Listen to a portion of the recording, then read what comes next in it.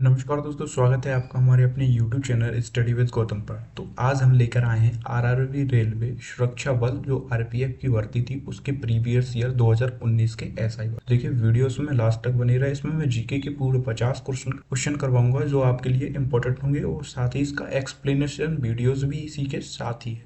तो चलिए first question से शुरू करते हैं। फर्स्ट क्वेश्चन है हमारा, उद्योग आधार मेमोरेंडम योजना का मुख्य उद्देश्य क्या है? तो इस योजना का जो मुख्य उद्देश्य है वो है व्यवसाय करने में आसानी को बढ़ावा देना। ऑप्शन नंबर इसका जो सी है वो इसका राइट आंसर होगा कि व्यवसाय को आसानी से बढ़ावा देना। ठीक है, इसकी एक्सप्लेनेशन से देखेंगे। देखिए, उद्योग आधार मेमोरेंडम योजना का मुख्य उद्देश्य व्यवसाय करने में आसानी को बढ़ावा देना है। उद्योग आधार योजना को वर्ष 2015 में चालू किया गया था, यानी कि प्रारंभ किया गया था।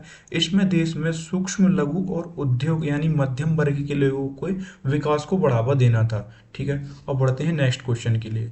नेक्स्ट क्वेश्चन हमारा, trans Siberian railway Saint Petersburg को कहाँ से जोड़ता है, यानी कि ये किस किस को जोड़ता है? तो इसका राइट आंसर होगा ऑप्शन नंबर डी, व्लादिवोस्तोक। ठीक है, व्लादिवोस्तोक को जोड़ता है। अब देखिए इससे question, trans Siberian railway station Petersburg को व्लादिवोस्तोक से जोड़ता है। ट्रांस साइबेरियन रेलवे दुनिया की सबसे लंबी रेलवे लाइन है। ये क्वेश्चन आ सकता है कि ट्रांस साइबेरियन जो रेलवे स्टेशन पीटर्सबर्ग को जोड़ता है वो दुनिया की कौन सी लाइन है? तो दुनिया की सबसे लंबी रेलवे लाइन है। ठीक है, ये रूस के सुदूर पूर्व को रूस की राजधानी मॉस्को और पश्चिम में यूरोप देशों को जोड़ता है। ठीक है, तो इसका राइट आंसर होगा ऑप्शन नंबर डी। अब नेक्स्ट क्वेश्चन जो हमारा थर्ड क्वेश्चन है, महमूद बेगड़ा किस क्षेत्रीय साम्राज्य के प्रसिद्ध सुल्तान थे? तो महमूद जो बेगड़ा थे वो किसके थे? ऑप्शन नंबर सी इसका जो राइट आंसर होगा गुजरात। क्या होगा? ऑप्शन नंबर सी इसका राइट आंसर होगा गुजरात। अब देखिए इसके एक्सप्लेन, महमूद जो बेगड़ा थे इनका जो कार्यकाल था यानी कि जो पीरियड था वो 1458 से 1511 तक ईस्वी में, जो गुजरात के शासकों में सबसे योग्य एवं शक्तिशाली शासक था। इसका जो दूसरा नाम था वो था अब्दुल फतर नासिर उल दीन महमूद शाह प्रथम। ये भी पूछ लिया जाता है कि इसका नाम क्या था, तो अब्दुल फतर नासिर उल दीन महमूद शाह प्रथम। ठीक है, थर्ड क्वेश्चन आता है, फोर्थ की क्वेश्चन की ओर बढ़ते हैं। फोर्थ क्वेश्चन है हमारा कि वस्तु एवं सेवा कर यानी जीएसटी के संबंध में कौन सा कथन सही नहीं है? चलिए पढ़ते हैं। तो हमारा जो फर्स्ट ऑप्शन है, अंतर्राष्ट्रीय वस्तु और सेवाओं के लेन देन पर एकीकृत जीएसटी लगाया गया है, यानी कि जो सेवाओं पर एक ही जीएसटी लगाया गया नहीं। तो दूसरा ऑप्शन है कि विशेष महत्व में के घोषित सामान की अवधारणा समाप्त कर दी गई है। राज्य के नुकसान के लिए राज्यों को 5 साल के लिए मुआवजा मिलेगा, यानी कि जीएसटी वैट विधि का एकमात्र प्रयोग किया जाएगा, एकत्र किया जाएगा, विधि द्वारा एकत्र किया जाएगा। तो इसका जो राइट आंसर होगा वो ऑप्शन नंबर वी होगा। ऑप्शन नंबर यानी विशेष महत्व में घोषित सामान की अवधारणाओं पर समाप्त कर दिया गया, यानी कि किसी विशेष वस्तु पर नहीं, समाप्त कर दिया गया है। जीएसटी का उद्देश्य संविधान के अंतर्गत की गई विशिष्ट महत्व की घोषणाएं वस्तुओं की अवधारणा को लागू करना है। प्रश्न में दिए गए कथन जीएसटी के संदर्भ में सही है। ऑप्शन नंबर बी ये सही है।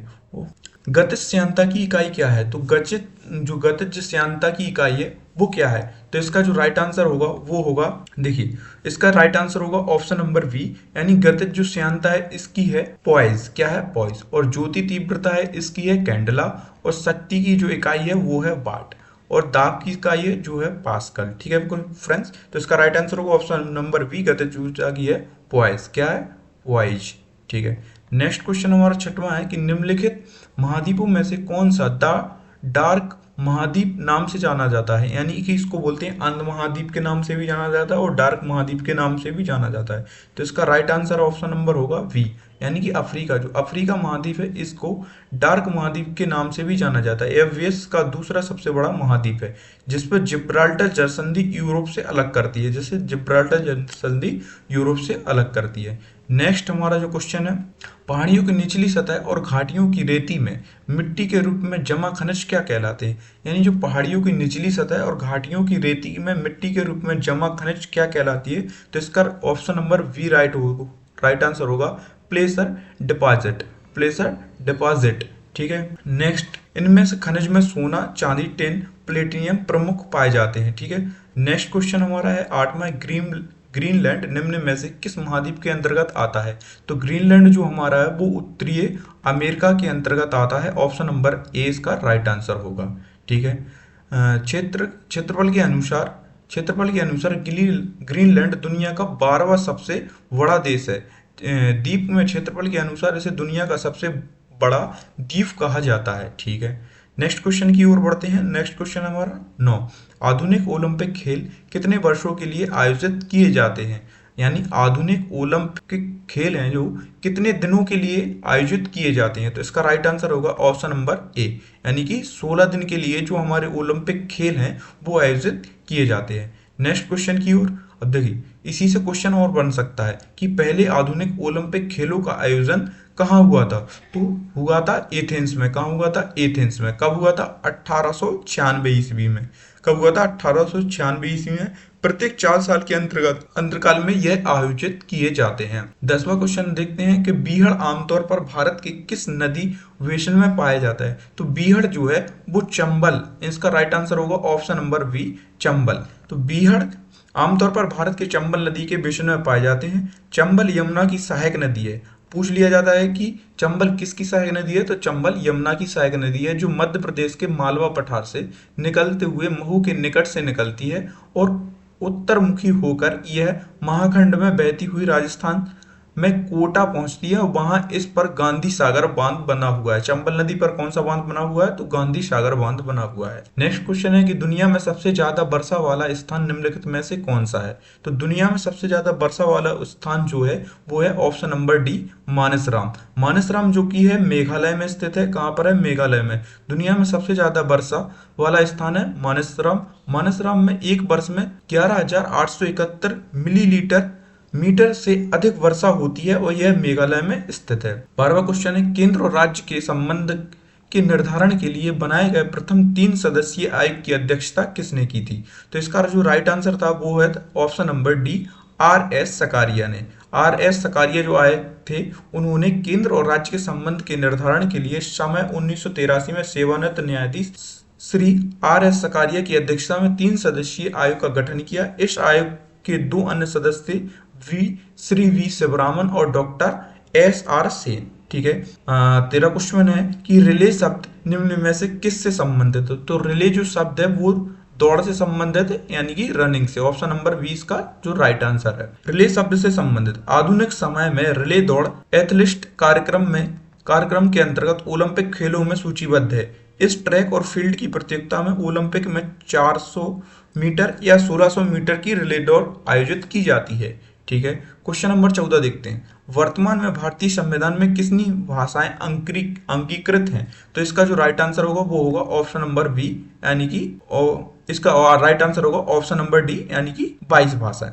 संविधान में 22 भाषाएं अंगीकृत हैं। कितनी है? 22 भाषाएं। तो वर्तमान संविधान में 22 भाषाएं अंगीकृत हैं और संविधान की 8वीं अनुसूची के मूल रूप में कितनी भाषाएं थी? अगर मूल रूप से पूछे तो 14 भाषाएं थी और वर्तमान में पूछे तो अभी कितनी है? 22 भाषा। भारतीय संविधान में के भाग 17 में उल्लेखित आर्टिकल 343 से 351 में राज्य भाषा संबंधित प्रावधान है। अगर राज्य भाषा से संबंधित प्रावधान पूछे तो 343 से 351 के संबंध में। नेक्स्ट क्वेश्चन है क्वेश्चन नंबर 15, निम्नलिखित में से कौन सा राज्य हर साल हॉर्नबिल त्योहार मनाया जाता है? देखिए त्योहार से काफी क्वेश्चन पूछे थे, तो इसका जो राइट आंसर होगा वो होगा option number B, Nagaland. Nagaland हर साल अपना 1 दिसंबर 1963 को नागालैंड जो राज्य की स्थापना हुई थी और इस त्योहार की जो शुरुआत की गई थी वो 2000 से की गई थी। सन 2000 में की गई थी, नागालैंड सरकार ने की थी। हॉर्नबिल त्योहार प्रत्येक वर्ष नागालैंड राज्य के स्थापना दिवस पर मनाया जाता है। ठीक है। नेक्स्ट क्वेश्चन हमारा देख लेते हैं 16वां क्वेश्चन, निम्नलिखित में से वित्त आयोग को अर्ध न्यायिक निकाय के रूप में स्थापित करने का प्रावधान किस आर्टिकल में बताया गया है? तो इसका राइट आंसर है वो होगा option number B, article 280। Article 280 एक के तहत उपबंध है कि वित्त आयोग राष्ट्रपति द्वारा नियुक्त किए जाने वाले एक अध्यक्ष और 4 सदस्यों से मिलकर बना है। वित्त आयोग एक अर्ध न्यायिक सहकारी निकाय है। नेक्स्ट क्वेश्चन की ओर बढ़ते हैं। अपना नेक्स्ट क्वेश्चन है हमारा 17 क्वेश्चन की ओर पढ़ते हैं। नीति आयोग के अध्यक्ष कौन है? तो नीति आयोग के अध्यक्ष के बारे में जाने तो नीति आयोग के जो अध्यक्ष होते हैं वो होते हैं प्रधानमंत्री। नीति आयोग की स्थापना कब हुई थी? तो 1 जनवरी 2015 को योजना आयोग के तहत जो नीति आयोग को कन्वर्ट कर दिया गया था। नीति आयोग के अध्यक्ष प्रधानमंत्री होते हैं। नीति आयोग का गठन केंद्र सरकार द्वारा 1 जनवरी 2015 को किया गया था योजना आयोग के स्थान पर। अब देखिए, इससे नीति आयोग के उपाध्यक्ष से भी क्वेश्चन, सीईओ से क्वेश्चन बन सकता है, तो आप इसको जरूर पढ़ लें। देखिए, प्रसिद्ध पुस्तक कामसूत्र किसने लिखी थी? तो प्रत्येक जो प्रसिद्ध पुस्तक थी कामसूत्र, इसके जो लेखक थे वो थे ऑप्शन नंबर डी वात्स्यायन। ठीक है, अब देख लें, वात्स्यायन की जो पुस्तक थी वो थी कामसूत्र। और कालिदास जो है ऑप्शन नंबर ए है, कालिदास की जो मोस्ट इंपोर्टेंट है वो मेघदूत है, रघुवंशम है और कुमार संभवम है। ठीक है, और वसुमित्र की जो पुस्तक है वो है महाविवास सूत्र। नेक्स्ट क्वेश्चन है हमारा 19, एक्सरे की खोज किसने की थी? तो एक्सरे की जो खोज थी वो होगा इसका right answer option number B. अब रोंटगेन याद कर लेगा, रोंटगेन, तो रोंटगेन ने की थी, विलियम्स कॉल रोंटगेन ने एक्सरे की खोज की थी। ठीक है, नेक्स्ट क्वेश्चन हमारा 20 है कि एक बड़ी सजा को हल्की सजा में परिवर्तित करना क्या कहलाता है? एक बड़ी सजा को हल्की सजा में परिवर्तन करना क्या कहलाता है? तो क्या कहलाता है? इसका राइट आंसर होगा ऑप्शन नंबर ए, लघुकरण। एक बड़ी सजा को हल्की सजा में परिवर्तन करना लघुकरण कहता है। जैसे मृत्यु दंड को कठोर कारावास में परिवर्तन करना, यानी मृत्यु दंड को कठोर कारावास में परिवर्तन करना एक क्या कहलाएगी? लघुकरण कहलाएगी। ये देखिए, अपराधी को दूरी करने के लिए मुक्त करता है। जैसे दंड नियम का अर्थ है कि कुछ विशेष परिस्थितियों को देखते हुए अपराधी को सजा की मात्रता या डिग्री को कम करने, जैसे गर्भावस्था में और मानसिक स्थिति में। यदि व्यक्ति कोई पागल है तो उसका जो सजा होगी उसको कम कर दिया जाएगा। गर्भ अवस्था में कोई महिला है तो उसकी भी सजा कम करने का जो प्रावधान है उसको लघुकरण कहलाते हैं। ठीक है, क्या कहलाता है? लघुकरण। क्वेश्चन नंबर 11, क्वेश्चन नंबर जो हमारा 11 है वो है 21 कार्बन के द्वारा अन्य कार्बनिक परमाणुओं के साथ सहसंयोजक बंध बनाने की विशेषता क्या कहलाती है? सहसंयोजक बंध बनाने की विशेषता क्या कहलाती है? तो इसका राइट आंसर होगा ऑप्शन नंबर डी, श्रृंखला। क्या कहलाती है? ऑप्शन नंबर डी, श्रृंखला कहलाती है। नेक्स्ट क्वेश्चन हमारा 22 है कि पहली अंतरराज्यीय परिषद का गठन कब हुआ था? पहली अंतरराष्ट्रीय परिषद का गठन कब हुआ था? तो ऑप्शन नंबर बी 1990 में। कब हुआ था? ऑप्शन नंबर बी 1990 में। अंतरराष्ट्रीय परिषद 1990 में इसका गठन हुआ था। और संविधान के 11 में इसका 9 में 263 से के अंतरराष्ट्रीय परिषद के संबंध में गठन किया गया। इसका गठन राष्ट्रपति द्वारा किया जाता है। किसके द्वारा किया जाता है? राष्ट्रपति के द्वारा, आर्टिकल 263 में। ठीक है, निम्नलिखित में से किस राज्य में लेपाक्षी मंदिर स्थित है? तो लेपाक्षी मंदिर जो स्थित है वो आंध्र प्रदेश में है। लेपाक्षी मंदिर कहाँ स्थित है? आंध्र प्रदेश में स्थित है। यह जो मंदिर है जो विजयनगर के राजा थे अच्युत देवराय के तहत बुरुपन्ना और उनके भाई वीरना ने बनवाया था। किसने?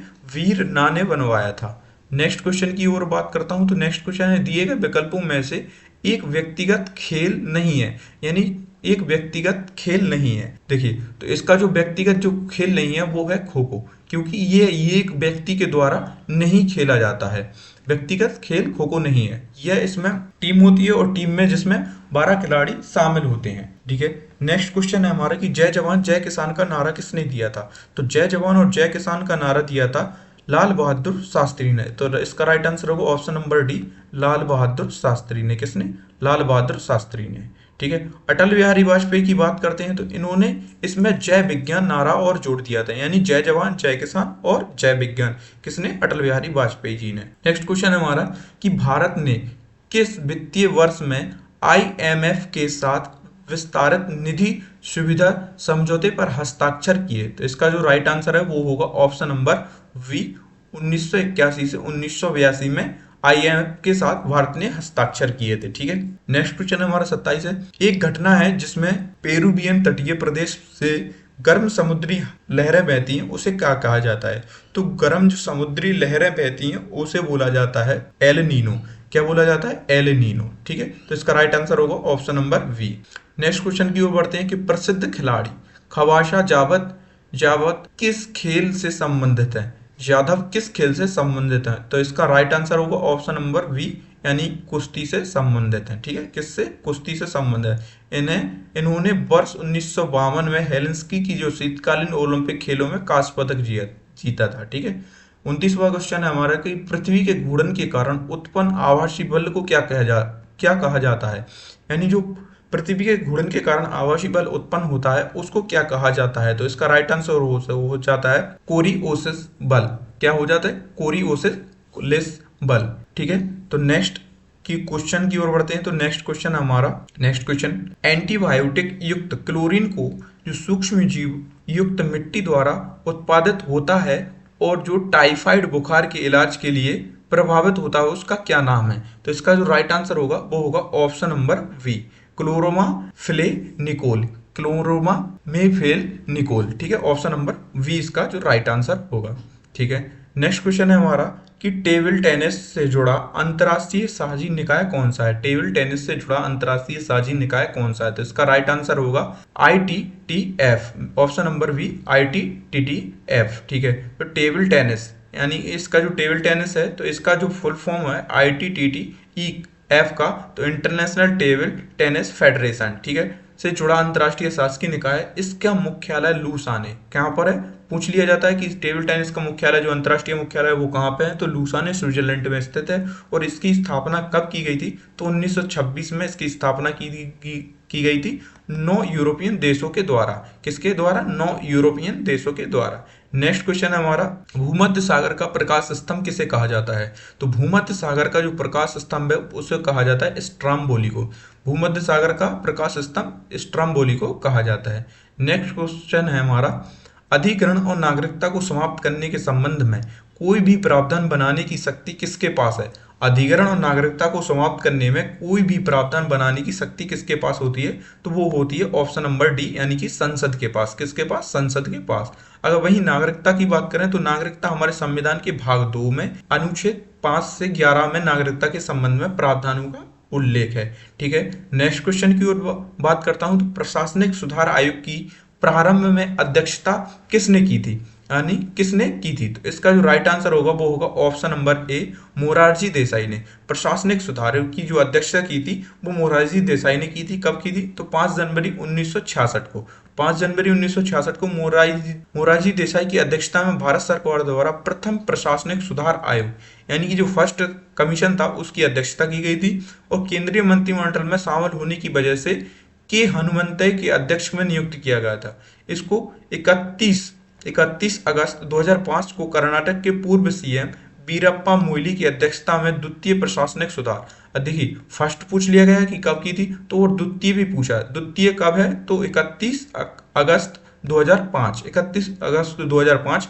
अगर अध्यक्षता की बात करें तो किसने की थी? कर्नाटक के पूर्व सीएम वीरप्पा मोइली की अध्यक्षता में द्वितीय प्रशासनिक सुधार आयोग का गठन किया गया था। नेक्स्ट क्वेश्चन है हमारा 35, जीवों की वह घटना क्या है जिसमें मादा जनन कोष गर्भाधान के बिना नए जीव बनाने में विकसित होता है। तो इसका जो राइट आंसर होता वो होगा ऑप्शन नंबर वी, पार्थियोजेनेसिस। ठीक है, पार्थियोजेनेसिस। ठीक है, नेक्स्ट क्वेश्चन की ओर बढ़ता हूं। नेक्स्ट क्वेश्चन हमारा, सीधी रेखा के सापेक्ष वस्तु की गति को क्या कहा जाता है।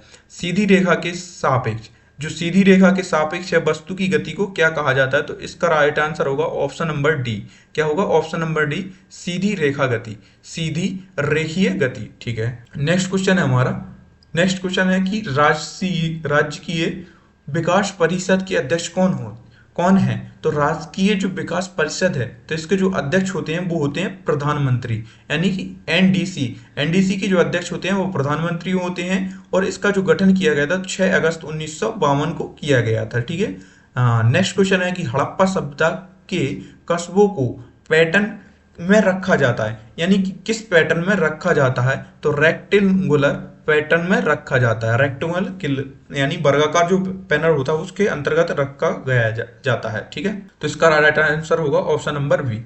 नेक्स्ट क्वेश्चन है हमारा कि नीति आयोग के अनुसार भारत सरकार ने कब तक किसानों की आय को दोगुना करने की अपील बनाई थी। तो इसका जो राइट आंसर था वो था ऑप्शन नंबर ए। ठीक है, ऑप्शन नंबर ए 2022। ये करंट का क्वेश्चन है तो अब इसको रिपीट तो नहीं होगा इसके, लेकिन आप एक्स्ट्रा फैक्ट पढ़ लीजिएगा। ठीक है, क्वेश्चन हमारा 40 है कि ताप के स्थानांतरण को किस उपकरण से नापा जाता है, यानी कि ताप के जो स्थानांतरण को होता है वो किसके द्वारा नापा जाता है। तो इसका राइट आंसर होगा ऑप्शन नंबर सी, यानी ताप को नापा जाता है वो होता है क्लोरोमीटर।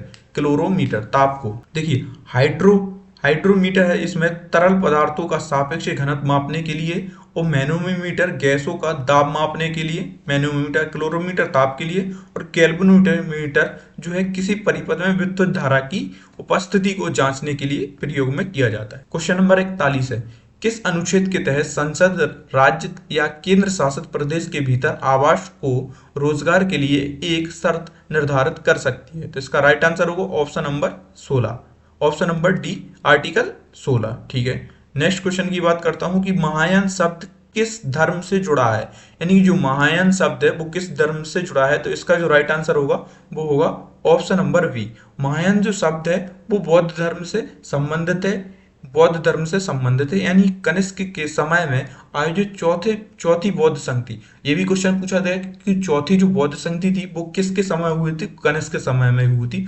औपचारिक रूप से दो शाखाओं में बट गया था, बौद्ध धर्म था जो दो शाखाओं में बट गया था, हीनयान और महायान संप्रदाय। किसमें? हीनयान और महायान संप्रदाय में। क्वेश्चन पूछ लिया जाता है कि बौद्ध धर्म कब और किस संगति में बटा था? तो बौद्ध धर्म चौथी बौद्ध संगति में हीनयान और महायान में बट गया था, दो संप्रदायों में।